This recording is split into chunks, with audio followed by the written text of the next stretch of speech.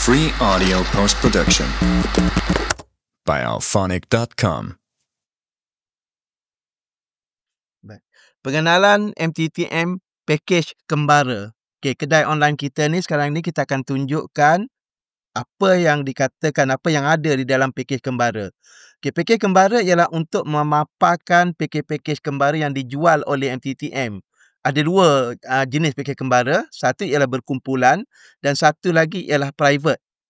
Pakej berkumpulan ialah pakej di mana tiket flight telah ditempah secara berkumpulan dan flight serta tarikh dan itinerary telah ditetapkan.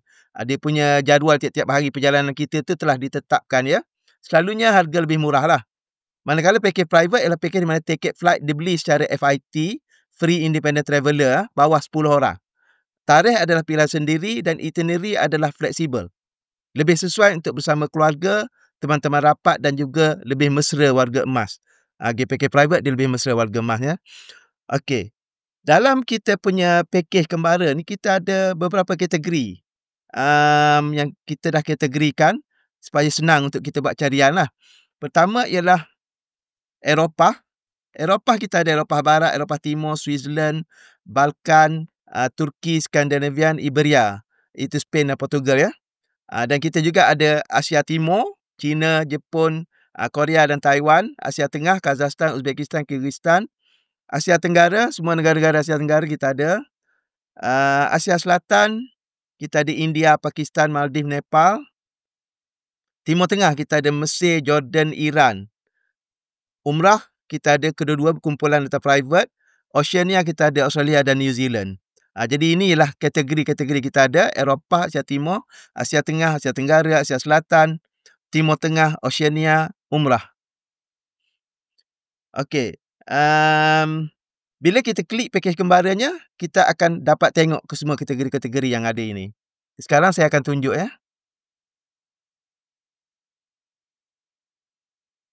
Okey, ini ya. Bila kita klik pakej kembara, ini semua kategori yang kita ada. Bila kita pilih umrah, tuan-tuan dan puan-puan akan tengok pakej-pakej umrah yang kita ada.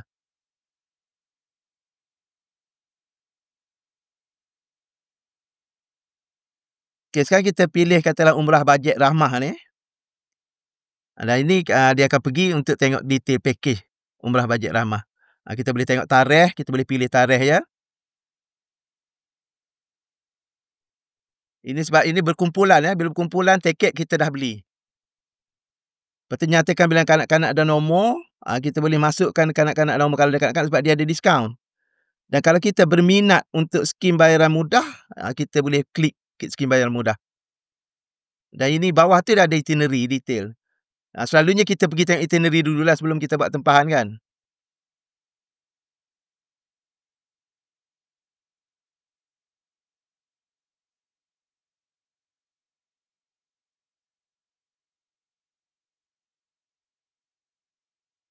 Recording lagi.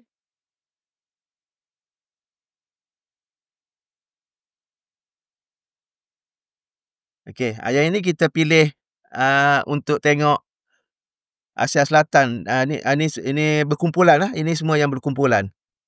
Kita pilih Turki. Dan sama jugalah kita boleh tengok tarikh apa semua, kita boleh tengok itinerary.